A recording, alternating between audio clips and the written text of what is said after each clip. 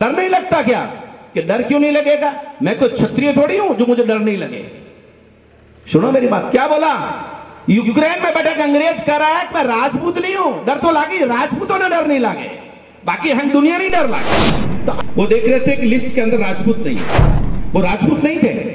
और वो मेरे सामने ही, उनको पता नहीं, वो मेरे सामने उस एसपी को कह रहे थे भाई इसको कुछ एडजस्ट कर, ये समाज का ताना बाना खत्म हो जाएगा। ने किया इस मंच के माध्यम से आप सबसे आह्वान करता हूं, मेरा किसी से कोई दुश्मनी नहीं है, पर आह्वान करता हूं कोई नेता यहां आता है जो राज में बैठे हैं, उनको कहिए भाई साहब दिल्ली के अंदर सरलीकरण करो, IAS IPS की नौकरियों में हमारी हालत खराब है। महेंद्र सिंह जी सही कह के चले गए कि भाई साहब आप ये आपके हाथ में कलम है और आपकी वजह से पार्टियां राज करती है। मैं बता देता हूं आपको। साहब महेंद्र सिंह जी, हमारे मोती सिंह जी, मंच पर विराजमान राणा साहब प्रताप सिंह जी, शरण सिंह जी प्रधान साहब, भगवान सिंह जी, सम्मानित इस पूरी भगवान सिंह जी की सम्मानित टीम, सम्मानित मंच, परमादरणीय बुजुर्गों, माताओं, बहनों और युवा साथियों, सर्वप्रथम तो मैं इस प्रोग्राम में, इतने जबरदस्त प्रोग्राम में स्पेशली बालिकाओं ने और बालकों ने भी जो जबरदस्त अपने खुद की मेहनत पर जो काम किया, उस मेहनत में उनके कहीं न कहीं पेरेंट्स का बड़ा रोल है। उन सबको ही मेरी तरफ से बहुत बहुत हार्दिक शुभकामनाएं और बधाई देता हूं। साथ ही साथ इस शेरगढ़ विकास समिति को भी, भगवान सिंह जी और उनकी टीम को भी बधाई देता हूं कि इतना जबरदस्त प्रोग्राम, और एक तहसील के लेवल पे की जरूरत नहीं है, राजपूत समाज आगे बढ़ता जा रहा है।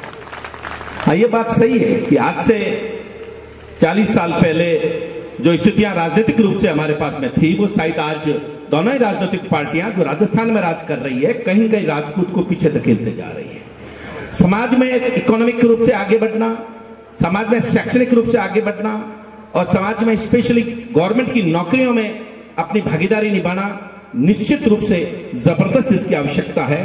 फौज जो हमारा फैशन रहा है, पुलिस जो हमारी आवश्यकता है।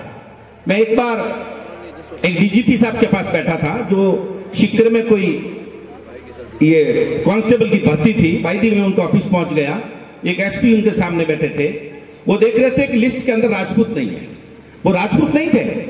और वो मेरे सामने ही, उनको पता नहीं, वो मेरे सामने उस SP को कह रहे थे भाई इसको कुछ एडजस्ट कर, ये समाज का ताना बाना खत्म हो जाएगा। तो वो जाने के बाद मैंने पूछा उनको, मैंने साहब क्या एडजस्ट करा रहे थे?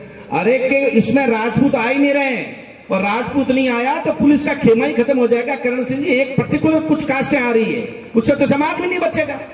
राजपूत कहीं जाता है तो अपनी खुद की अटूट छाप छोड़ता है, चाहे चपरासी है, चाहे नेता है, या चाहे कोई बिजनेसमैन है। वो जाता है, पहला उसको याद रहता है कि मेरी राजपूती मेरी जात है। क्षत्रिय को हमेशा अपने खुद का कर्म याद रखना चाहिए। मैं तो यहां देख रहा था, ये सम्मानित समारोह प्रतिभा सम्मान समारोह है, फिर बीच में पता चला कि ये राठौड़ जयंती है, फिर पूछा नहीं राठौड़ जयंती नहीं है, ये तो प्रतिभा सम्मान समारोह है। भाई राठौड़, अब बात सही है, लंदन चल, वहां गया और जाकर के उन्होंने, उस पत्रकार ने पूछा बातें, 10 बातें और पूछी, पर यह बात पूछ के माइक आगे किया कि भाई साहब आप यूक्रेन के लिए लड़ाई लड़ रहे हो? लड़ रहा हूं। कि भाई देश संकट में है, मैं लड़ाई लड़ रहा हूं। तो आपको डर नहीं लगता क्या? कि डर क्यों नहीं लगेगा? मैं कोई क्षत्रिय थोड़ी हूं जो मुझे डर नहीं लगे। सुनो मेरी बात, क्या बोला? यूक्रेन में बैठा अंग्रेज कह रहा है कि मैं राजपूत नहीं हूं। डर तो लागी, राजपूतों ने डर नहीं लागे, बाकी हम दुनिया नहीं डर लागे।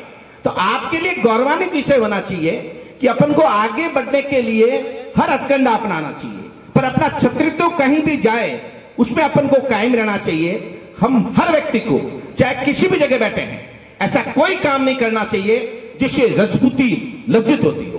हमें ऐसा काम करना चाहिए, पैसा ज्यादा होना, पद ज्यादा होना, या कोई आदमी और कुछ हो जाए, कोई मायना नहीं रखता, पर जिस समय आदमी कुछ अपना हुआ टाइम निकाल दे और निकालने के बाद उससे जुड़े हुए लोग कहे कि राजपूत ऐसे होते हैं, तब तो मजे की बात, और कह दे राजपूत ऐडा वे खुटोड़ा, तो बा है एकदम लज्जित बात। मैं युवा पीढ़ी से कहना चाहता हूं कि आप, अच्छी बात है, अभी कुम सिंह जी ने आपसे निवेदन किया, मैं तो खुद एक, अभी मैंने देखा 2-3 ANM सिलेक्शन हुआ है, मैं तो नर्स ग्रेड 2 था, जिस, और कैप्टन साहब जो पहले इंदा साहब अच्छी बात कह के गए, काफी अच्छी बातें उन्होंने बताई, भाई साहब आप कुछ भी ले लो, एक बार टीचर बन जाओ, मास्टर बन जाओ, और कुछ बन जाओ, कैप्टन बन जाओ, पर आप बनने के बाद में रुको मत।